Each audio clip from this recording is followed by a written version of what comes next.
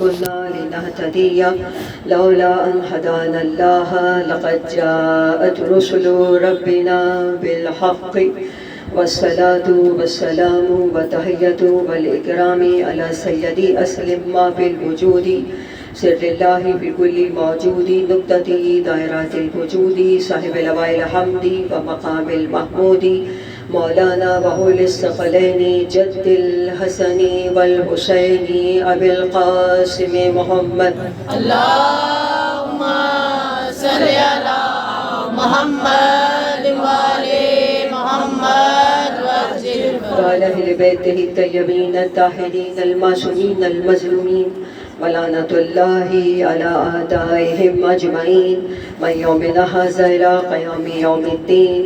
أما بعد فقد قال الله تعالى في كتابه المبين وهو أصدق القائلين وقوله الحق صلوات اللهم صل على محمد وآل محمد وسلم.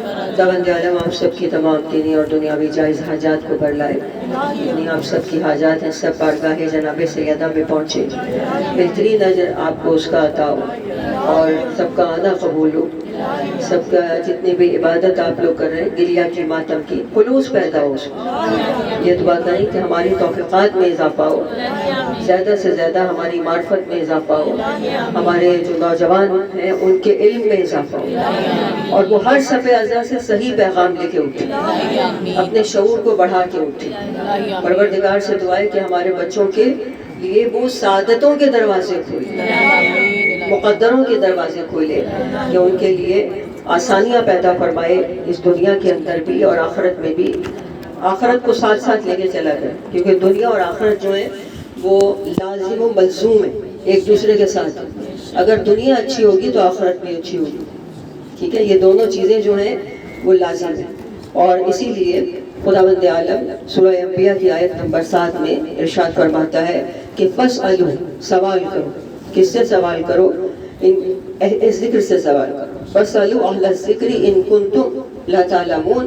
اگر تم جاہل ہو, اگر تم جانتے نہیں ہو تو اہل ذکر سے سوال کرو. اور میں نے آپ کو بتایا کہ اہل ذکر ہمارے پاس ایک نہیں ہے, ہمارے پاس 14 اہل ذکر ہے.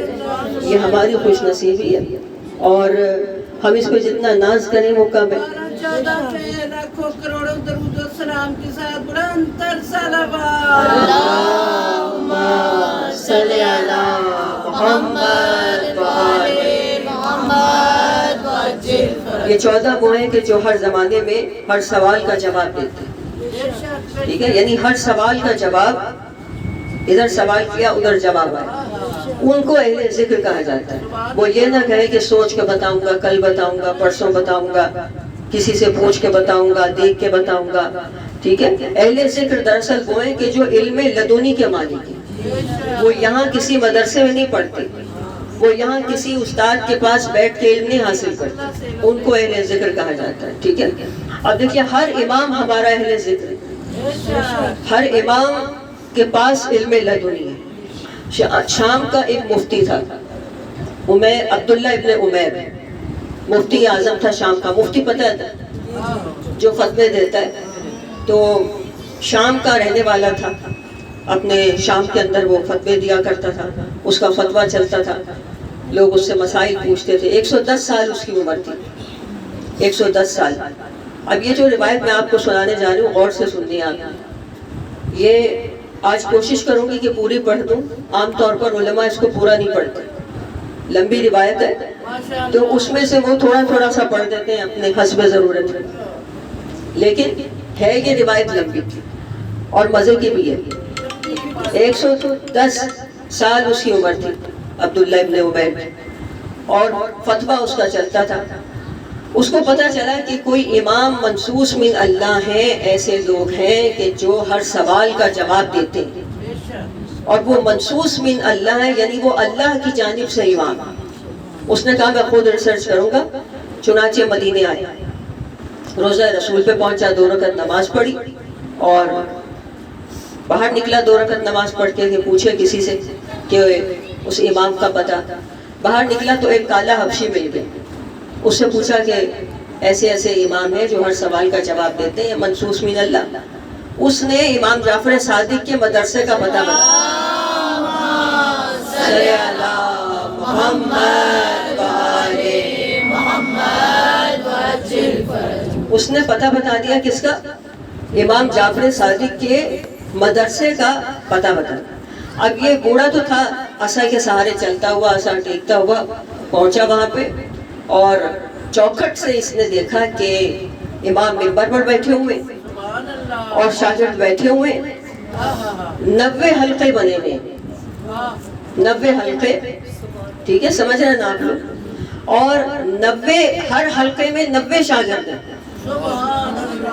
90 حلقے اور ہر حلقے میں 90 شاگرد، یعنی 8100 شاگرد بیٹھا ہے. اور امام تھوڑی تھوڑی دیر میں، اب یہ چوکھٹ سے جائزہ لے رہا ہے، تھوڑی تھوڑی دیر میں ایک مسئلہ بیان کرتے ہیں، اس پہ شاگرد بحث کرتے ہیں، پھر اس کا نتیجہ نکالتے ہیں. پھر تھوڑی دیر میں امام کوئی دوسرا مسئلہ بیان کرتے ہیں، شاگرد اس پہ بحث کرتے ہیں. اب یہ کھڑا دیکھ رہا ہے. اب یہ عصا کا سہارا لے کے چلتا ہوا یہ آیا امام کے پاس اور آ کر کہنے لگا کہ مجھے آپ سے کچھ علوم پہ بات کرنی. امام نے فرمایا کس علم پر بات کرنا؟ کہا کہ میں علم قرآن پر آپ سے بات کرنا چاہتا ہوں. تو امام نے اشارہ کیا اپنے شاگرد کی طرف، کہا جاؤ وہ ہمارا فلاں شاگرد بیٹھا ہے نا، اس سے بات کرو. امام نے اس کی طرف بھیجا. اس کا نام تھا ابن تغلب، شاگرد جو تھا، اور وہ بھی شاگرد کو ایسا بڑا نہیں تھا، جیسے ہوگا 12-13 سال کا بچہ تھا. اب یہ اس کے پاس آیا، عصا کا سہارا لے کے آیا اور آ کر کہا کہ میں تم سے بات کرنا چاہتا ہوں، سوال کرنا چاہتا ہوں. کہا کیجیے. کہا دیکھو بات یہ ہے کہ تم بچے ہو، میں ہوں بزرگ ہوں، تو سوال تم کرو تاکہ تاریخ میں یہ آئے کہ بچے نے سوال کیا. اگر میں سوال کروں گا تو تاریخ میں آئے گا کہ میں نے سوال کیا. بزرگ نے، 110 سال کے بزرگ نے بچے سے پوچھا. بچے نے کہا کہ دیکھیں یہ ہے تو اصول کے خلاف، لیکن آپ بزرگ ہیں، ہمیں بزرگوں کا احترام کرنا سکھایا گیا، چلے میں آپ سے سوال کرتا ہوں. کہا یہ بتائیے کہ قرآن میں جو یہ کہا گیا کہ ہم نے کتاب کے وارثوں کو چن لیا، ثم اورثنا الکتاب، ہم نے کتاب کے وارثوں کو چن لیا، وہ کون ہے؟ تو اس نے آیت پڑھی کہ ان اللہ اصطفیٰ آدم ونوحا وآل ابراہیم وآل عمران، کہ یہ وہ چنے ہوئے لوگ ہیں کہ اللہ نے چن لیا آدم کو، نوح کو، آل ابراہیم کو، آل عمران کو. تو بچے نے سوال کیا ابن تغلب نے، اس نے کہا کہ یہ بتائیے کہ یہ آل عمران کون ہے؟ تو مفتی اعظم کے پسینے چھوٹ گئے اور وہ عصا کا سہارا لیتا ہوا دوبارہ امام کے پاس آیا اور آ کر کہنے لگا کہ یہ شاگرد آپ کا بڑا دانا ہے، لیکن میں آپ سے علم فلسفہ پر گفتگو کرنا چاہتا ہوں. تو امام نے فرمایا کہ اچھا جاؤ وہ ہمارا فلاں شاگرد بیٹھا، جاؤ اس کے پاس جاؤ اور جا کر گفتگو کرو. اب یہ عصا کا سہارا لے کے آیا اس کے پاس. اب وہ بھی بچہ ہے، اس کا نام ہے، اس کا نام بھی اس کے نام کے جیسا تھا، عبداللہ ابن عمیر. اب آ کر اس سے کہا کہ تمہارے امام نے مجھے بھیجا ہے. کہا کس علم پہ بات کرنی ہے؟ کہا علم فلسفہ پہ بات کرنی ہے. کہا کہ آپ یہ بتائیے کہ آپ کا مسلک کیا ہے، مذہب، یعنی آپ کا مذہب کیا ہے؟ تو مفتی اعظم نے کہا کہ مسلک کا فلسفے سے کیا تعلق؟ اس نے کہا کہ بہت گہرا تعلق ہے، بہت گہرا تعلق ہے. کہا کہ میرا جو مسلک ہے وہ امیر شام کا مسلک ہے. سمجھ رہے ہیں آپ لوگ؟ امیر شام یعنی میرا جو مذہب ہے، میرا جو عقیدہ ہے وہ کون سا ہے؟ معاویہ کا جو عقیدہ ہے وہی میرا عقیدہ. جب یہ کہا تو کہا کہ ابن تغلب نے کہا، ابن عمیر نے کہا کہ آپ سے بات نہیں ہو سکتی. عبداللہ ابن عمیر نے کہا کہ آپ سے پھر علم فلسفہ پہ بات نہیں ہو سکتی. شام کا مریض جو نا یہاں پہ نام لعنت ہے. تو جب کہا نا کہ بات نہیں ہو سکتی، کہا کیوں بات نہیں ہو سکتی؟ کہا کہ آپ فلسفے کی بنیاد سے ہی آگاہ نہیں، تو بحث کیسے کریں گے؟ کہا وہ کیا ہے؟ کہا فلسفے کا اصول یہ ہے کہ جو دو بحث کر رہے ہیں آپس میں، ٹھیک ہے، جو دو آدمی آپس میں بحث کر رہے ہیں، بات کر رہے ہیں، وہ یا تو دونوں میں سے ایک حق پہ ہوگا، ایک نا حق پہ ہوگا. ٹھیک ہے، ایسا نہیں ہو سکتا کہ دونوں حق پہ ہو. دیکھیں اگر دو آدمی لڑ رہے ہوں اور اگر دونوں حق پہ ہوں تو لڑائی کس بات پر؟ ٹھیک ہے، پھر تو دونوں ایک ہی بات کریں گے نا. جب دو لڑنے والے کوئی لڑتے ہیں تو اس میں ایک حق پہ ہوتا ہے ہمیشہ، ایک نا حق پہ ہوتا ہے، ایسا ہی ہے نا. تو اب یہاں اس نے کہا کہ آپ سے بحث نہیں ہو سکتی کیونکہ آپ فلسفے کی بنیاد سے آگاہ نہیں، کیونکہ آپ کہہ رہے ہیں کہ آپ کا جو مسلک ہے وہ امیر شام کا مسلک ہے. یعنی کیا مطلب؟ کہ جو مانتا ہے امیر شام کا جو مسلک ہے ان کے مطلب مسلک کے مطابق علی بھی حق ہے، معاویہ بھی حق ہے. ٹھیک ہے، یعنی دونوں حق ہیں، علی بھی حق ہے، معاویہ بھی حق ہے. اب یہ دونوں حق، ان میں سے ایک تو باطل پہ ہوگا نا، ایک نہ حق ہوگا تو کہا آپ سے بات نہیں ہو سکتی. اب یہ عصا کا سہارا لے کے دوبارہ امام کے پاس آیا اور آ کر کہنے لگا کہ دیکھیں اس نے مختلف علوم پہ بات کی. کہتے ہیں کہ 7 علوم پہ بات کی، علم رجال پہ، علم حدیث پہ بات کی، علم کلام پہ بات کی. آخر میں امام کے پاس پھر آ کر کہنے لگا کہ آپ کے شاگرد جو ہیں یہ بہت دانا ہے. درود پڑھ لیجیے ایک مرتبہ. اللہم صلی علی محمد وعلی محمد وعجل فرج. کہنے لگا کہ میں آپ سے امامت کے موضوع پہ بات کرنا چاہتا ہوں. تو امام نے فرمایا کہ جاؤ وہ ہمارا ایک شاگرد بیٹھا ہوا ہے، جا کر اس سے بات کرو. ٹھیک ہے، اب یہ عصا کا سہارا لے کر آیا. اب وہ کون ہے جو بیٹھا ہوا ہے شاگرد؟ وہ اس سے بھی چھوٹا ہے، وہ 11 سال کا ہے، حشام ابن حکم. یہ نام اکثر سنا ہوگا آپ نے کہ یہ روایت یہاں سے سنائی جاتی ہے. حشام ابن حکم وہ 11 سال کا ہے، اور وہ ہے وہ بچہ کہ جس کو معصوم نے اپنا بیٹا کہا. یعنی چھٹے معصوم نے کہا تھا کہ اگر تمہیں کبھی میں نہ ملوں، میں صادق اگر تمہیں نہ ملوں، تمہیں کوئی مسئلہ ہو تو اس سے پوچھ لینا، یہ ایسا جیسے کہ تم نے مجھ سے پوچھا. یعنی دیکھیں جس طرح سے سلمان فارسی ہے نا، اور ان کو کہا گیا کہ یہ اہل بیت میں شامل ہیں، اسی طرح حشام بن حکم کو مولا نے کہا یہ حکم کا بیٹا میرا بیٹا، اپنا بیٹا کا. تو دیکھیں اگر کوئی غیر سید بھی ہو مگر اگر جھکے دروازے پر، ٹھیک ہے،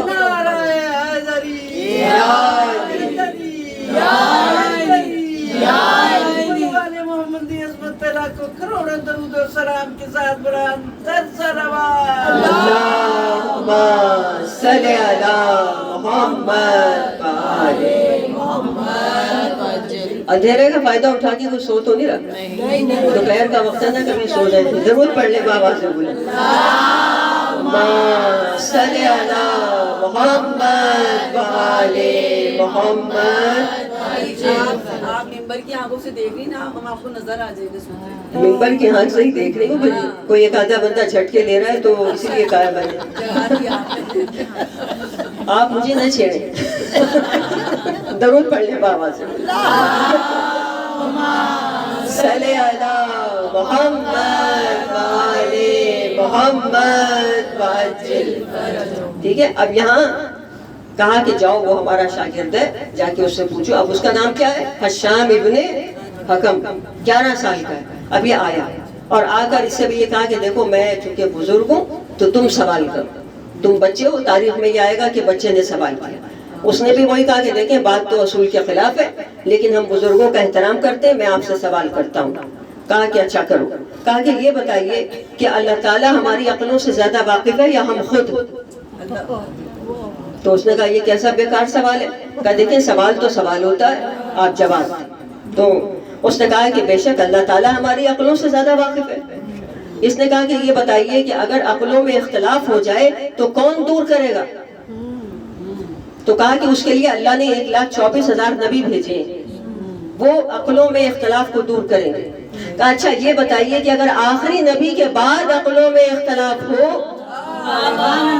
تو اسے کون دور کرے گا؟ ٹھیک ہے، اسے کون دور کرے گا؟ تو اس نے کہا کہ کتاب و سنت، پھر کتاب و سنت کے ذریعے سے مسئلہ ہوگا. تو حشام مسکرایا. اس نے کہا کہ اگر کتاب و سنت ہی کے ذریعے فیصلہ کرنا تھا تو پھر آپ شام سے یہاں مدینے کیا لینے آئے؟ کتاب و سنت کے عالم تو آپ خود ہیں، آپ خود مسئلہ حل کر لیتے. کہتے ہیں کہ اس کو سر سے پاؤں تک پسینہ اور پہنچا امام کے پاس، دوبارہ امام کے پاس، اور آ کر کہنے لگا کہ یہ جو آپ کا شاگرد ہے نا یہ بہت بڑا عالم ہے، بہت بڑا دانا ہے آپ کا یہ جو شاگرد ہے. تو امام نے فرمایا کہ تم نے مان لیا کہ عمر کو فضیلت نہیں ہے، علم کو فضیلت ہے. ٹھیک ہے. اور یہ تاریخ میں موجود ہے کہ جب کسی کو بند کمرے میں خلیفہ بنا لیا گیا تھا تو خلیفہ بننے کے بعد وہ گھر پہنچا، جا کے بابا سے کہا اپنے کہ دیکھیے مجھے خلیفہ بنا لیا گیا. باپ نے کہا کہ ایسی تم میں کون سی خاصیت تھی جو خلیفہ بنا لیا گیا؟ کہا بابا وہ میں عمر میں سب سے بڑا تھا. کہا اگر عمر میں سب سے بڑے تھے تو تم سے بڑا تو میں ہوں، تمہارا باپ موجود ہوں، پھر تو مجھے بنانا چاہیے. ٹھیک ہے. تو امام نے کہا کہ تم مان گئے کہ وہ ہمارا جو شاگرد ہے. امام نے فرمایا کہ اب شاگرد بن کے جا کے اس سے سوال کرو. ٹھیک ہے. کیا کہا کہ اب جاؤ شاگرد بن کے اس کے پاس جا کے بیٹھو. تو اب یہ آیا عصا کا سہارا لے کے اور آ کے شام سے کہا کہ ذرا آپ اکیلے میں مجھ سے آ کے بات کریں. اس کو لے کے کونے میں گیا اکیلے میں اور جا کے کہا کہ میں آپ سے سوال کرتا ہوں. سوال کیا کیا کہ یہ بتاؤ کہ خدا ہماری عقلوں سے زیادہ واقف ہے یا ہم خود؟ وہی سوال جو حشام نے کیا. تو حشام نے کہا کہ بے شک خدا ہماری عقلوں سے زیادہ واقف ہے. کہا کہ اگر عقلوں میں اختلاف ہو جائے تو کون دور کرے گا؟ حشام نے کہا 1,24,000 پیغمبر عقلوں کے اختلاف کو دور کرنے کے لیے آئے. کہا کہ اچھا آخری نبی کے بعد اگر اختلاف پیدا ہو تو کون دور کرے گا؟ حشام نے کہا کہ آخری نبی کے بعد عقلوں کے اختلاف کو دور کرنے والے پہلے کا نام بتاؤں یا موجودہ کا نام بتاؤں؟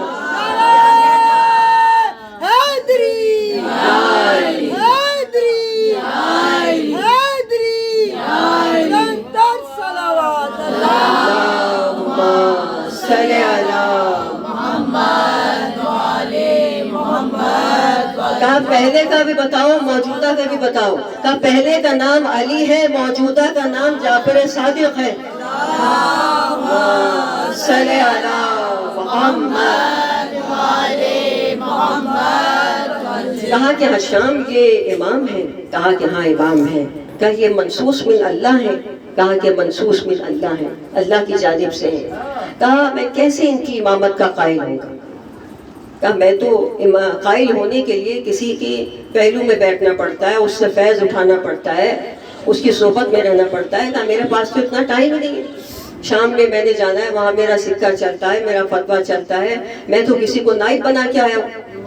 تو حشام نے کہا کہ وہ اور ہوں گے کہ جنہیں ماننے کے لیے ٹائم لگتا ہے. کہا یہاں ٹائم نہیں توفیق کی بات ہے.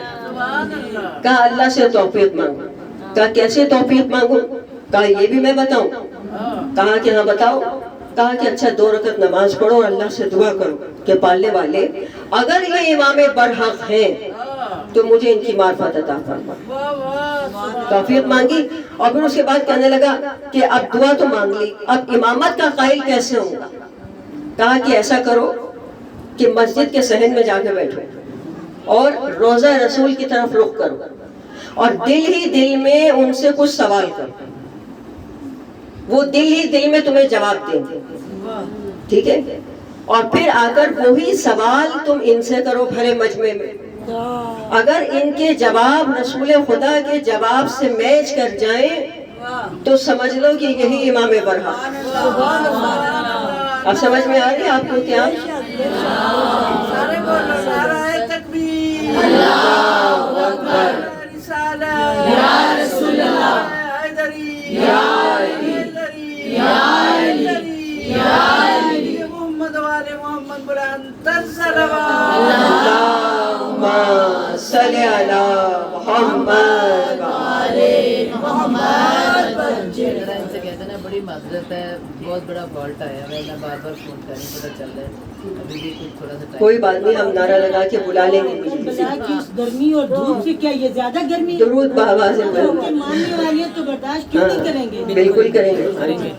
درود پڑھ لیں بابا سے. اللہم صلی علی محمد اب وہ روزہ رسول کی طرف رخ کر کے بیٹھا اور اس نے سوال جواب کیے، مسکرا رہا تھا. حشام سمجھ گیا کہ کام ہو گیا. پھر آیا، اب امام کے پاس جب آیا اور آ کر کہا کہ میں آپ سے بات کرنا چاہتا ہوں، تو اب امام نے کسی اور کی طرف نہیں بھیجا، کیونکہ امام سمجھ گئے کہ اب لوہا گرم ہو گیا، اس کو میرے شاگردوں نے تیار کر دیا. ٹھیک ہے، یعنی دیکھیں درجے ہوتے ہیں نا، امام تک پہنچنے کے لیے پہلے اپنے آپ کو تیار اور آمادہ کرنا پڑتا ہے. یہاں سے آپ دیکھ لیں کہ امام نے بات نہیں کی اس وقت تک جب تک کہ وہ آمادہ نہیں ہو گیا. ٹھیک ہے، پہلے اس کو آمادہ کروایا اپنے شاگردوں سے، اور پھر اس کے بعد جب وہ تیار ہو گیا، امام سے بات کرنے کے قابل ہو گیا، اب امام کے پاس جب آیا تو کہا کہ میں آپ سے امامت کے بارے میں بات کرنا چاہتا ہوں. اب امام نے کسی اور کی طرف نہیں بھیجا، کہا کہ میں آپ سے پوچھنا چاہتا ہوں کہ جب میں گھر سے چلا تھا تو کیا کام کر کے چلا تھا؟ تو امام نے فرمایا کہ جب تم گھر سے چلے تو تم نے ایک لال رومال میں اپنی زوجہ کو 70 دینار دیے گھر کے خرچے کے لیے. جب تم چلے 5 افراد تمہارے ساتھ تھے اور 5 میں سے ایک کا انتقال ہو گیا، تم نے بڑی مشکل سے اس کا کفن دفن کیا، اور اس کے بعد جو 4 تھے وہ تمہارے مزاج کی وجہ سے تمہارا ساتھ چھوڑ گئے. تم مسجد نبوی میں، تم مدینے میں پہنچے اور تم نے ایک ہوٹل میں قیام کیا، اور تم 3 دن کے بعد میرے جد کے روزے پہ سلام کے لیے گئے. حالانکہ حکم یہ ہے کہ جیسے پہنچو تو سلام کے لیے جاؤ. تم 3 دن کے بعد گئے، 3 دن تم نے تھکاوٹ اتاری، 3 دن کے بعد تم میرے جد کے روزے پر گئے اور وہاں پہ نماز پڑھ کے تم نے دعا مانگی کہ اگر یہی وقت کے امام ہیں تو مجھے ان کی معرفت کروائے. اور پھر اس کے بعد تم باہر نکلے، تمہیں کالا حبشی ملا، اس نے تمہیں ہمارے مدرسے کا راستہ بتایا، اور تم 7 مقامات پر اٹھتے بیٹھتے یہاں تک پہنچے ہو. اب سمجھنا آپ لوگ کہاں بیٹھے ہوئے، توجہ نہیں تھی آپ؟ سیدھے پہنچے ہم. ٹھیک ہے، توجہ ہے. یہ جہاں بیٹھے ہو نا، یہ آپ کے پتہ ہے کیسے آئے ہو، آنے جانے سے واقف ہے، ادب سے آیا کریں. یہ ادب کی جگہ ہے کہ جہاں پتہ ہے کوئی کیسا آتا ہے، کیسے آ رہا ہے، کیسے جا رہا ہے، انہیں سب پتہ ہے. ٹھیک ہے، کہ 7 مقامات پر اٹھتے بیٹھتے تم یہاں تک پہنچے ہو.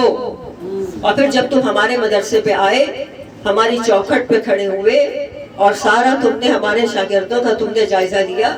اس کے بعد فرمایا کہ جب تم اندر آئے ہماری مدرسے کے، ایک قدم تمہارا مدرسے کے باہر تھا، ایک قدم مدرسے کے اندر تھا، اور اس لمحے میں تم سوچ رہے تھے کہ اگر شیعوں کے امام نے مجھے لال رومال والی بات بتا دی تو میں ان کی امامت کا قائل ہو جاؤں گا، اور میں نے تمہیں لال رومال والی بات بتا دی ہے، اور میں یہ بھی جانتا ہوں کہ تم دل سے میری امامت کے قائل ہو چکے ہو، اب میرے دادا علی کی امامت کے بھی قائل ہو.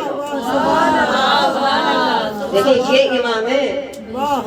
سمجھ میں آ رہا ہے اب آپ کو کہ کتنے بڑے دروازے پہ آپ آ کے بیٹھتے ہیں، کتنی بڑی چوکھٹ پہ. ہماری سوچ بھی وہاں تک نہیں پہنچتی. ہمارے ابھی زبان سے الفاظ زیادہ نہیں ہوتے، یہ الفاظ پہلے اجازت لیتے ہیں ان سے. ٹھیک ہے، ایسے ہی نہیں ہوتا. یہ جو شاعر شاعری کرتا ہے پہلے الفاظ اجازت لیتے ہیں. ایسے کوئی کچھ بھی نہیں کر سکتا، کوئی لکھ نہیں سکتا، کوئی پڑھ نہیں سکتا، کیونکہ سب کچھ نہریں دریا سب کچھ انہی کے قدموں سے جاری ہوا ہے. علم کے دریا انہی کے قدموں سے جاری ہوتے ہیں. ٹھیک ہے، تو یہاں مانگا کریں، یہاں پہ خلوص مانگیں کہ پروردگارہ ہمیں خلوص دے، اور ہم اپنے آپ کو اس جگہ سے ایسی جگہ پہ لے کے جائیں کہ جہاں پہنچ کے اس مقام پہ، اس نقطے پہ کہ جہاں خدا ہماری تعریف کرے. ٹھیک ہے، اور خدا یہ کہے کہ یہ ہے وہ الذین یبلغون رسالات اللہ، اللہ کے پیغام کو پہنچانے والے، کہ جو خدا کے پیغام کو پہنچانے میں کسی قسم کا خوف نہیں رکھتے اور کسی کی پرواہ نہیں کرتے، اور خدا اپنے بندوں کا حساب لینے کے لیے کہا. یعنی اتنا زیادہ ہمیں اس منزل پہ پہنچنا ہے کہ جہاں خدا تعریف کرے. ٹھیک ہے، یبلغون رسالات اللہ، یعنی کہ یبلغون تبلیغ کرتے ہیں، بلاغت کرتے ہیں، پہنچانا، تبلیغ. ٹھیک ہے، تبلیغ اس کو نہیں کہتے کہ آپ نے جو یہاں پہ ہم جس تبلیغ کی بات کر رہے ہیں وہ یہ نہیں ہے کہ آپ نے کان تک بات پہنچا دی. ٹھیک ہے، کان میں پہنچائی ہوئی بات آپ کو پتہ ہے زیادہ تر نکل جاتی ہے دوسرے کان سے. ٹھیک ہے، ایسا ہی ہے نا. تو کان کی بات نہیں ہو رہی، کان تک بات نہیں پہنچانی. ٹھیک ہے، بلاغ المبین کسے کہتے ہیں؟ بلاغ المبین کہتے ہیں کہ جہاں دماغ اور دل میں بات اتر جائے. ٹھیک ہے، بات کہاں پہنچانی ہے؟ دماغ میں اتارنی ہے، دل کے اندر اتارنی ہے. ٹھیک ہے، یہاں پہ یہی اہم نقطہ ہے کہ وہ اللہ کے علاوہ کسی سے نہیں ڈرتے. کیا مطلب کہ اللہ کیا ڈراتا ہے؟ کیسے ڈراتا ہے اللہ؟ پتہ آپ کو کیسے ڈراتا ہے؟ کیا اللہ ڈراتا ہے؟ یہ یہاں پہ کہہ رہے ہیں نا کہ اللہ کے علاوہ کسی سے نہیں ڈرتے. اللہ کیا خوفناک چیز ہے. دیکھیں 70 ماؤں سے زیادہ محبت کرنے والا. ٹھیک ہے، 70 ماؤں سے زیادہ محبت کرتا ہے اللہ تعالیٰ ہم سے. اتنی محبت کرتا ہے کہ ابھی آپ دنیا میں نہیں آئے تھے، آپ کی غذا کا انتظام کرتا ہے. ٹھیک ہے، ماں کے سینے میں آپ کی غذا کا انتظام کرتا ہے، یعنی 70 ماؤں سے پیدا ہونے سے پہلے. پھر دوسری چیز کیا ہے کہ وہ آپ کی نہ صرف مادی غذا کا انتظام کرتا ہے بلکہ آپ کی روحانی غذا کا بھی انتظام کرتا ہے. ہدایت بھی پہلے ہی بھیجی ہے. انسان کے پیدا ہونے سے پہلے اس کی غذا بھی آ گئی. ٹھیک ہے، ماں کے پاس، اور ہدایت بھی آ گئی. الرحمن علم القرآن خلق الانسان علمہ البیان. ٹھیک ہے، یعنی اس نے خلق سے پہلے ہدایت دی انسان کو، ہدایت پہلے آ گئی. تو کیا مراد ہے یہاں پہ ڈرنے سے؟ کیا مراد ہے کہ اللہ کے علاوہ کسی سے نہیں ڈرتے. اللہ کے علاوہ یعنی اللہ کا ڈر کوئی چیز ہے ایسی. اور وہ کیا چیز ہے کہ دیکھیں جب ہم گاڑی چلا رہے ہوتے اور اگر ہم فرض کریں 120 کی اسپیڈ پہ جا رہے ہیں اور سامنے پولیس آ جائے، ٹریفک پولیس آ جائے، ایک دم سے آپ کا پاؤں بریک پہ چلا جاتا ہے. ایسا ہوتا ہی نہیں. اکثر میں نے بیلٹ نہیں لگائی ہوتی تو میں اس کو جیسے ہی پولیس دیکھتی ہوں سامنے ایسے میں اٹھا کے ہاتھ سے ایسے پکڑ لیتی ہوں. کبھی کبھی کرنا نہیں چاہیے ایسے، لیکن یہ بری بات ہے. لیکن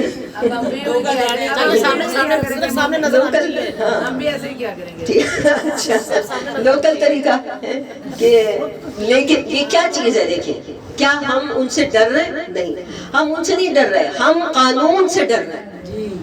ٹھیک ہے، خوف کس چیز کا ہوتا ہے؟ جرمانے کا. ٹھیک ہے، جو آج کل زیادہ ہے کیونکہ حکومت بھی تو اوپر ایسی بیٹھی ہے نا تو وہ نیچے تک اثر آتا ہے. تو اس لیے بات کیا ہے، کس چیز کا ڈر ہوتا ہے؟ قانون کا ڈر ہوتا ہے. تو اللہ کے ڈر سے مراد کیا ہے؟ قانون. اللہ نے جو قانون بنایا ہے اس سے ڈرو. ٹھیک ہے، جو اللہ نے جو قرآن ہے یہ اللہ کے، یہ سمجھ لیجئے کہ کتاب ہے، یہ اللہ کے قانون کی کتاب ہے یہ قرآن. ٹھیک ہے، تو جو اللہ سے ڈرنے کا مطلب کیا ہے کہ آپ ڈر سے اس کے مطلب جیسے قانون سے ڈرتے اسی طرح آپ اس کے قانون کو فالو کریں. کیونکہ قرآن میں لکھا ہوا ہے کہ اگر آپ اس کے قرآن کو، اس کے قانون کو فالو نہیں کریں گے تو آپ کو جرمانہ، ٹھیک ہے، سزا، نقصان اپنا ہوتا ہے. اب دیکھیں ایک شخص فرض کر لیں، ایک شخص جو ہے وہ دنیا میں وہ ٹھیک ہے شراب بھی پی رہا ہے، وہ ہر طرح کی برائی میں، گناہ میں، مگر بڑا اچھا جا رہا ہے، بڑا پیسہ ہے، خوب پھل پھول رہا ہے، سب کچھ ہے. ٹھیک ہے، اب دنیا والے سمجھ رہے ہیں بڑا کامیاب ہے، بڑا کامیاب ہے، لیکن کیا یہ آخرت میں بھی کامیاب ہے؟ ٹھیک ہے، اس کا مطلب کیا ہے کہ اگر قانون فالو نہیں کرے گا، خدا کے قانون کو اگر فالو نہیں کیا تو کہیں پہ بھی پھنس سکتا ہے، کہیں پہ بھی وہ گر سکتا ہے. اگر دنیا میں نہیں گرا تو قبر میں پہنچ کے گر جائے گا. ٹھیک ہے، درود پڑھ لیجیے ایک مرتبہ. اللہم صلی علی محمد آل محمد. پانی دے دیں، پانی منگوا. اچھا اب دیکھیں کہ جو ہمارے پاس وہ ہے زمانے کے امام کے، آخر میں آپ کو مختصر سا بتا دوں، ابھی لائٹ بھی گئی بھی ہے تو مختصر میں آپ کو بتا دوں کہ جو غیبت کی جو تیاری ہے اس کے لیے اس زمانے کے اندر دعائے عہد میں بتایا گیا ہے کہ آپ کو کس طرح غیبت میں آپ نے کرنا کیا ہے، کام آپ نے کیا کرنا ہے. ٹھیک ہے، جو ہم سیدھی سی دیکھیں نا ٹو دی پوائنٹ بات کرتے ہیں، کرنا کیا ہے. جیسے اکثر لوگ کہتے ہیں کہ وہی کرنا کیا ہے. دعائے عہد کے مطابق آپ کو جو اس کا 8واں 9واں بند ہے کہ آپ کو شامل ہونا ہے 8 گروہوں میں. 8 گروہوں میں شامل ہونا ہے غیبت میں. اگر امام کی فوج میں آنا ہے، شامل ہونا ہے نا. اگر لشکر میں نہیں ہونا، آپ کے ارادے نہیں لگ رہے. ہمارا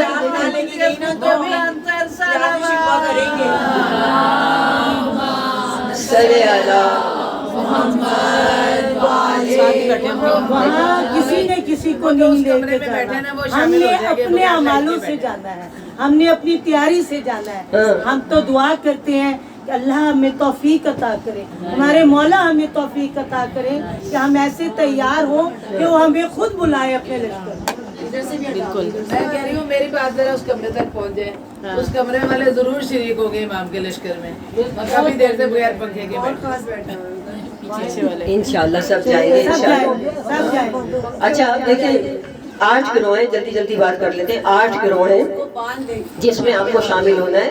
ٹھیک ہے، سب سے پہلی ذمہ داری کیا ہے جو غیبت میں وقت گزار رہا ہے؟ اس کی پہلی ذمہ داری کیا ہے کہ وہ دیکھے کہ کون کام کر رہا ہے، امام کے لیے کام کون کر رہا ہے. سب سے پہلے وہ تلاش کرے کہ امام کے لیے کون کام کر رہا ہے.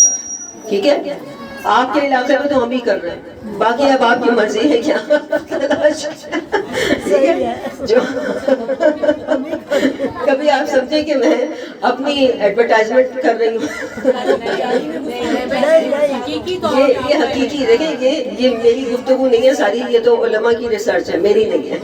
ٹھیک ہے، جو تفسیر ہم کر رہے ہیں نا دعائے عہد کی اپنے لشکر امام زمانہ میں، جو ہمارا گروہ ہے لشکر امام زمانہ کا، اس میں ہم دعائے عہد کی تفسیر کر رہے ہیں.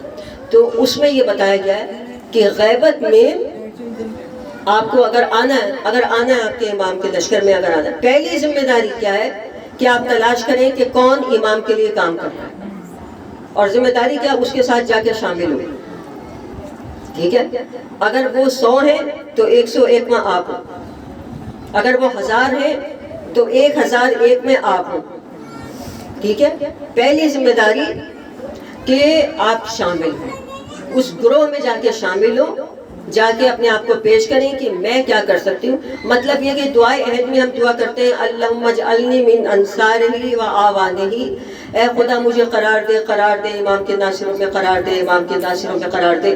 تو گھر میں بیٹھ کے تو آپ ناصروں میں نہیں قرار ہو جائیں گے نا جب تک عمل نہیں کریں گے. ٹھیک ہے، یا ہو جائیں گے. دعا کے بعد نا عمل کرنا پڑتا ہے. ایک آدمی کہتا ہے پروردگارہ مجھے رزق دے اور چارپائی پہ بیٹھا رہے، کوشش نہ کرے کوئی، تو کبھی بھی اس کو رزق نہیں ملے گا. ٹھیک ہے، تو اب یہاں یہ یاد رکھیں کہ اگر دعا کر رہے ہیں نا، جیسے مجلسوں میں بھی دعا کر پروردگارہ ہمیں امام کے لشکر میں شامل کر، لیکن اس کے لیے ہمیں کام بھی تو کرنا پڑے گا نا. تو سب سے پہلی ذمہ داری کہ میں دیکھوں کون امام کے لیے کام کر رہا ہے، تاکہ میں بھی اس کے ساتھ، کیونکہ ہوتا ہے ٹیم ورک. ایک آدمی اکیلا کام نہیں کر سکتا. یہ جو ہوتے ہیں نا کام ٹیم ورک سے ہوتے ہیں، ٹیم بنتی ہے پھر کام ہوتے ہیں. ایک آدمی اکیلا کچھ بھی نہیں کر سکتا. ٹھیک ہے، ایک آدمی مجلس جیسے نہیں کر سکتا. ایک ٹیم ورک ہوتا ہے نا پورا. کوئی سوچ سلام پڑھتا ہے، کوئی مجلس پڑھتا ہے، کوئی ماتم میں اچھا ہوتا ہے. ٹھیک ہے، کوئی ماتم میں اچھا ہوتا ہے، کوئی لوہے میں اچھا ہوتا ہے. کچھ لوگوں کے پاس کچھ نہیں ہوتا مگر وہ ماتم بہت اچھا کر رہے ہوتے ہیں. کچھ نعروں میں اچھے ہوتے ہیں، کچھ اچھے سامعین ہوتے ہیں. ابھی ہم آگے کے مجلسوں میں اس پہ بھی بات کریں گے کہ مولا علی نے بتایا کہ اچھے سامعین کون ہیں. جو مجلس کے مجمع کے جو درجے ہیں وہ مولا بتا کے ہیں. ٹھیک ہے، ہاں، جو ہوتے ہیں کچھ لوگ ہوتے ہیں جو صرف جو مجلس چلا رہے ہوتے ہیں. ٹھیک ہے، تو یہاں پر یہ سب کے درجے ہوتے ہیں. یعنی ایک ٹیم بنتی ہے تو کام ہوتا ہے. پہلی چیز کہ مجھے دیکھنا ہے کہ کون کام کر رہا ہے، میں اس کے ساتھ جا کے شامل ہوں، میں اس کو اپنی خدمات پیش کروں کہ دیکھیں میں کیا کر سکتی ہوں. ٹھیک ہے، اور پھر اس کے بعد دوسری چیز کہ میں قلبی، ذہنی، جسمانی طور پر اپنے آپ کو تیار ہوں. اب یہ نہیں کہ میں تو جی اے سی کی آتی ہوں، میں تو کچھ نہیں کر سکتی.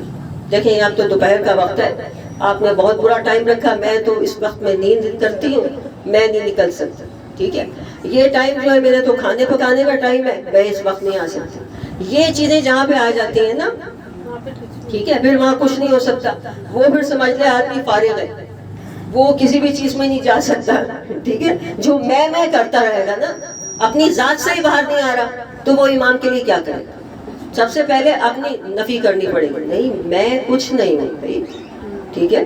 جیسے اگر میں ایک اس میں شامل ہوئی ہوں کسی گروپ میں یا کسی لشکر میں، تو اب مجھے اسی کے مطابق چلنا ہے کہ جیسے جیسے پوری ٹیم میری چل رہی ہے، مجھے اپنے جو باقی کے کام ہے وہ خود مینیج کرنے ہیں، ان کو خود مجھے ان کو حل کرنا ہے، اپنے مسائل کو، جو میرے گھر کے مسائل ہیں ان کو خود حل کرنا ہے. جو میری دین کی ذمہ داری ہے اس کو میں نے اپنی جگہ پہ پورا کرنا ہے. تو دوسری چیز ہے ذہنی فکری تیاری، جسمانی تیاری، قلبی تیاری، قلبی طور پہ، ذہنی طور پہ، فکری طور پہ اپنے آپ کو تیار کرنا لشکر امام کے لیے، ٹھیک ہے. یہ آسان کام تو نہیں ہوتے نا. پھر اس کے بعد پھر آ جاتا ہے کہ آپ اب دعائے عہد میں بتایا گیا 8ویں یا 9ویں گروپ میں جو بند ہے اس کو پڑھیں جا کے آپ 8واں بند، کہ اس میں بتائی گئی ہیں 8 گروپ بتائے گئے کہ جس میں آپ کو شامل ہونا ہے، ٹھیک ہے. اس میں ایک سب سے پہلا ہے اللہم اجعلنی من انصاری و اعوانی، کے پروردگارہ مجھے ان کے انصار اور مددگار میں شامل فرما. نمبر 2 مجھے ان سے مصیبتیں دور کرنے والوں میں شامل فرما. آپ یہ نوٹس کر رہے ہیں کہ جملے کیا ہیں؟ مجھے ان سے امام کی مصیبتیں دور کرنے والوں میں شامل فرما، یعنی امام پہ مصیبت آنے سے پہلے میں اسے ٹال دوں، اسے ہٹاؤں. اب ہم تو الٹے چل رہے ہیں، ہم کہہ رہے ہیں امام ہماری مصیبتیں ٹال دیں، ہماری مصیبتیں حل کر دیں، ہے نا. ہم تو ایسی دعا کر رہے ہیں مولا ہماری یہ مصیبت آ گئی، اس کو ٹال دیجیے. ٹھیک ہے، یہ کہنے میں کوئی حرج نہیں ہے، وہی ٹالنے والے، مشکل کشائی وہی کرنے والے. لیکن سکے کا دوسرا رخ بھی تو دیکھنا ہوگا کہ امام بھی تو مصیبت میں ہے، امام بھی تو بلاؤں میں آ جاتا ہے ہماری وجہ سے. امام پہ مصیبت آتی ہے ہماری وجہ سے، ہم پہ مصیبت آتی ہے ہماری وجہ سے، ٹھیک ہے نا. تو اب یہاں پر کیا کرنا ہے؟ دوسرا گروہ کون سا ہے؟ پہلا ہے کہ میں ان کے انصار اور اعوان میں شامل ہوں. دوسرا میں پروردگارہ، میں جو دوسرے گروپ جس میں شامل ہونا ہے ان سے مصیبتوں کو دور کرنے والوں میں شامل ہوں. تیسرا کہ میں ان کی آرزوؤں کو پورا کروں، اس گروپ میں مجھے شامل ہونا، ان کی آرزوؤں کو پورا کروں. چوتھا ان کی طرف دوڑ کے جاؤں، ان کی طرف دوڑ کے جانے والوں میں مجھے شامل ہونا ہے. پانچواں ان کے حکم پہ عمل کرنے والوں میں مجھے شامل ہونا ہے. پھر چھٹا ان کی نواہی سے بچنے والوں میں، ٹھیک ہے، اس میں مجھے شامل ہونا ہے. پھر ساتواں ان کی نصرت و حمایت کرنے والوں میں مجھے شامل ہونا ہے کہ جہاں کہیں مجھے ان کی نصرت کا، ان کی حمایت کا موقع مل رہا ہے وہ میں کروں. اور آٹھواں ان کے سامنے شہید ہونے کا. یہ مجھے ایک آرزو رکھنی ہے کہ ان کے حضور شہادت، اس گروہ میں پروردگار تو مجھے شامل فرما. یہ دعا عہد ہے کہ جس میں بتایا جا رہا ہے آپ کی ذمہ داریوں کو بتایا جا رہا ہے. تو آپ لوگ یہ دعا کریں کہ پروردگارہ ہمیں یہ توفیق دے. انشاءاللہ تعالیٰ ان چیزوں کو نا کھولیں گے، آہستہ آہستہ سے ان پہ بات کریں گے، کیونکہ ظاہر ہے کہ ایک دن میں تو ہم یہ سارا کام نہیں کر سکتے، لیکن ان چیزوں کو کھولیں گے پھر آپ کو سمجھ میں آئے گا کہ اصل میں جو ماجرا ہے وہ کیا ہے اور ہمیں کس طریقے سے چلنا چاہیے. کہ آگے چل کے ہم تمنا تو کر رہے ہیں کہ امام کے لشکر میں شامل ہو، لیکن ہر کوئی نہیں شامل ہوگا. وہ شامل ہوگا کہ جو اپنی ذمہ داری ہے. اب دیکھیں اگر کوئی ان 8 گروہ میں شامل ہو جائے گا نا، وہ پھر تیار جائے گا، مطلب کہ اس کے اوپر مہر لگ گئی کہ یہ لشکر میں شامل ہے. پھر جب وہ اٹھے گا نا قبر سے، اب وہ چاہے دنیا سے چلا گیا، مر گیا، 8 ذمہ داریاں اس نے کوشش کی، گروہوں میں شامل ہوا، مر گیا. اب جب اٹھے گا انشاءاللہ تو تیار اٹھے گا، اس کو اٹھایا جائے گا کہ چلو جس کے لیے تم نے تیاری کی تھی وہ آ گیا، اب تم جا کے لشکر میں شامل ہو. دعا کریں انشاءاللہ ہم سب لوگ اس میں شامل ہیں، ٹھیک ہے نا. تو یہاں دیکھیں کہ یہ اسی لیے ہم یہ گریہ کرتے ہیں کہ ہم لوگ اس گریے کے ذریعے سے اپنے آپ کو پاک کر سکیں. دیکھیں رونے سے آپ کا دل نہیں بھرتا، یہ جو گریہ ہے، کتنی مجلسیں آپ لوگ دن میں کرتے ہیں، لیکن اس کے بعد ہر مجلس میں جا کے پھر اسی طرح گریہ کرتے ہیں. یہ ایسی اللہ تعالیٰ نے حرارت رکھی ہے امام حسین کے نام میں. جبکہ یہ مصائب آپ نے دیکھے نہیں ہیں، آپ نے سنے. آپ نے سنا ہے کہ بی بی کے اوپر جلتا ہوا دروازہ، دیکھا تو کسی نے نہیں نا. لیکن جیسے ہی یہ کہا جاتا ہے آپ کی آنکھ میں آنسو آ جاتے ہیں. آپ نے سنا کہ حضرت علی کے سر پہ ضربت لگی، دیکھا تو کسی نے نہیں. آپ نے سنا کہ امام حسن کا کلیجہ زہر سے چھلنی ہو گیا، ٹکڑے ٹکڑے ہو گئے، آپ نے دیکھا تو نہیں. آپ نے سنا کہ 28 رجب کا مسافر 2 محرم کو کربلا پہنچے اور 10 محرم کو زہرا کا گھر اجڑ گئے. سنتے رہتے ہیں نا آپ، دیکھا تو کسی نے نہیں. اب بتائیے کہ جب سن کے آپ کا یہ عالم ہے تو اس بہن کے دل سے پوچھیں کہ جو 70 قدم کے فاصلے سے دیکھ رہے، اس بہن سے پوچھیں کہ جس نے بھائی کے سر کو نوکے نیزہ پہ دیکھا. آپ کی آوازیں بلند ہوئی، خداوند عالم آپ کی آوازوں پہ رحمت نازل فرمائے. عزیزانو، ایک عارف نے کہا کہ رونے کے لیے نام حسین کافی ہے. یہ ایک عارف کا جملہ کا، رونے کے لیے نام حسین کافی ہے، مصائب تو مر جانے کے لیے ہوتے ہیں. رونے کے لیے نام حسین کافی. اور وہ کیوں؟ دیکھیں آپ کے گھروں میں چھوٹے بچے ہیں، آپ نے دیکھا ہوگا جیسے ہی باپ گھر میں آتا ہے چھوٹے بچے دوڑ کے جاتے ہیں. ماں باپ بچوں کو، چھوٹے بچوں کو اکثر لاڈ میں ان کے نام سے نہیں پکارتے، کہتے ہیں آؤ میرا لال، کوئی کہتا ہے آؤ میرا چاند. جب حضرت علی گھر میں داخل ہوتے تھے نا اور امام حسین دوڑتے ہوئے آتے تھے، چھوٹے سے تھے، تو حضرت علی یہ نہیں کہتے تھے آؤ میرا چاند، آؤ میرے لال. آپ کہتے تھے آؤ اے مومن کی آنکھ کے آنسو، آؤ اے مومن کی آنکھ کے آنسو. اور اسی لیے امام حسین نے فرمایا کہ نہ سنے گا میرا دوست میرا ذکر مگر یہ کہ اس کی آنکھ سے آنسو نکلے. یہ نام حسین کے اندر جب بھی مولا حسین کا نام آتا ہے آنکھوں میں آ جاتے ہیں آنسو. بالکل. اب بھی کتنا پیار ہے پانی کو مولا حسین سے. بالکل. یہ صلی محمد. آج حضرت مسلم کے بچوں کا تھوڑا سا میں بس ایک روایت سنا کہ آپ کی زحمتوں کو تمام کروں. عزیزانو، یہ بچے حضرت مسلم ان کو قاضی شرعی کی قید میں دے کے گئے، اس کی گھر چھوڑ کے گئے تھے، لیکن اس کے بعد یہ بچے زندان میں پہنچے. ایک رات زندان بان سو رہا تھا، اس نے خواب میں دیکھا کہ بی بی زہرا زندان کے دروازے پہ کھڑی رو رہی اور کہہ رہی ہے کہ اے زندان بان، یہ کیسا انصاف ہے کہ تیرے بچے تو گھر میں آرام سے سوئیں اور میرے بچے قید خانے میں بھوکے پیاسے تڑپ رہے ہیں. بس یہ چونک کے اٹھا، زندان میں آیا، دیکھا کہ بڑے بھائی نے چھوٹے بھائی کو گود میں لے رکھا. کہا چھوٹے بھائی سے، بڑے بھائی سے پوچھا کیا چھوٹا بھائی مر گیا؟ اس نے کہا مرا نہیں مگر بہت بیمار ہے. کہا میں کیا مدد کر سکتا ہوں تمہاری؟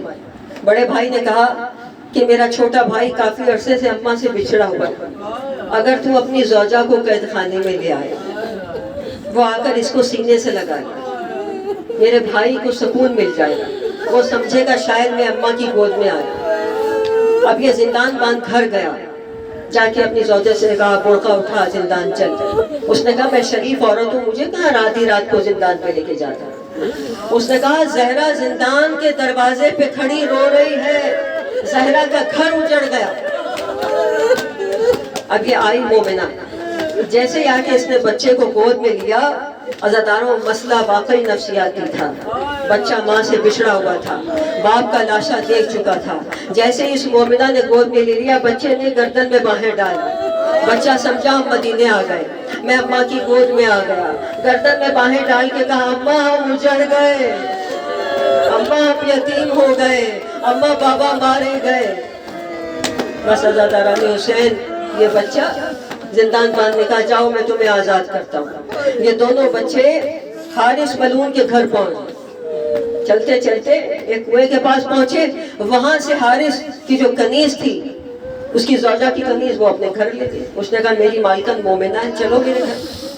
اور وہ جو حارث کی زوجہ تھی مومنہ تھی, جیسے ہی پتا چلا کہ یہ مسلم کے یتیم ہے قدموں میں گر گئی.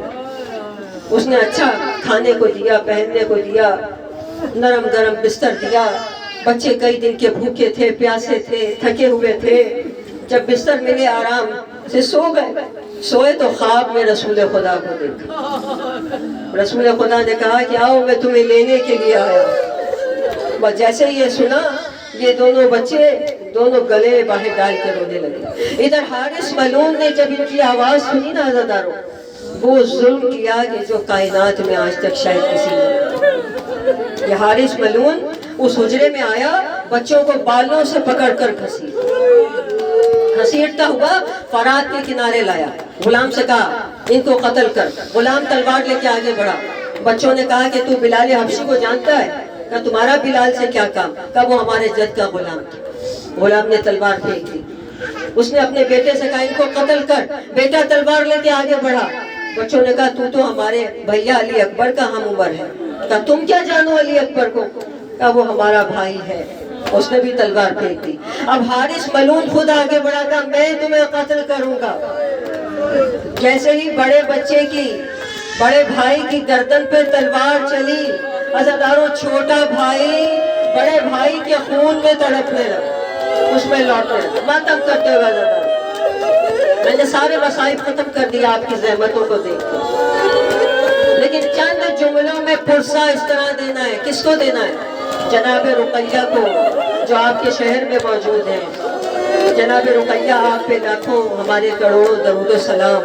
آپ نے کربلا میں مصیبتیں اٹھائیں, آپ نے اپنے گھر کو اجاڑا, آپ کے بچے سارے مارے گئے, آپ کا شوہر مارا گیا, سب شہید ہو گئے, اور آپ نے کتنی مصیبتیں اٹھائیں.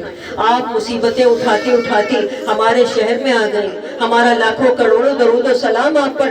آج ہم پرسہ دیتے ہیں, آپ بیوی ہمارے پرسے کو قبول فرمائیے. عزاداروں جب بڑا بھائی شہید ہو گیا نا, اب چھوٹے بھائی کو پتا تھا کہ اب مجھ پہ تلوار چلے گی. تلوار لے کر جب حارث بڑھا تو اس نے حارث کی زوجہ کو دیکھا جو تڑپ تڑپ کے وہ مومنہ فریاد کر رہی تھی. اس نے ایک جملہ کہا اس نے اس حارث کی زوجہ سے ایک جملہ کہا. بچے تھے. اس نے کہا کہ دیکھو تو نے ہم پہ بڑا کرم کیا, بڑی خدمت کی ہماری, ایک آخری خدمت کر دے. اس نے کہا کیا؟ کہا کہ تجھے معلوم ہے اے مومنہ کہ اگر کسی ماں کے سامنے اس کے بچے کو موت آ جائے تو ماں کا کلیجہ پھٹ جاتا ہے, لیکن پھر بھی اسے سکون آ جاتا ہے. اسے یقین ہوتا ہے کہ بچہ واپس نہیں آئے گا. لیکن اگر کسی ماں کو یہی نہ پتا ہو کہ بچہ زندہ ہے یا مارا گیا, اس ماں کو قرار نہیں آتا. اس نے کہا شہزادے میں کیا کر سکتی ہوں؟ کہا ہمارے کرتے کا ایک ٹکڑا خون میں تر کر کے ہمارے مدینے چلی جانا, محلہ بنی ہاشم میں جانا, ہماری ماں تک ہمارا پیغام پہنچا دینا کہ انتظار نہ کرے اماں, تمہارے بیٹے مارے گئے ہیں, اماں تمہاری گود اجڑ گئی ہے, اماں تمہارے بچے واپس نہیں آئیں گے. شہزادوں میں تو تمہاری ماں کو پہچانتی نہیں, میں کیسے تمہاری ماں کو پہچانوں گی؟ بچوں نے کہا تمہیں پہچاننے کی ضرورت نہیں, تم بس ہمارے کرتے کا ٹکڑا لے کر محلہ بنی ہاشم میں جانا, ہماری ماں خود تم سے آگے ملنے گی. بس عزاداروں باتیں کربلا, یہ مومنہ کرتے کا ٹکڑا لے کے بھرا ہوا خون میں پہنچی محلہ بنی ہاشم میں. محلہ بنی ہاشم میں جیسے ہی داخل ہوئی, ایک گھر سے آواز آئی, میرے بچے آ گئے, میرے بچے آ گئے. عزاداروں اس مومنہ نے آواز دی, ارے بچے نہیں آئے, ہمارے شہادت آئی ہے. انا للہ و انا الیہ راجعون. آنے والے ہماری اس قلیل سی عبادت کو قبول فرما.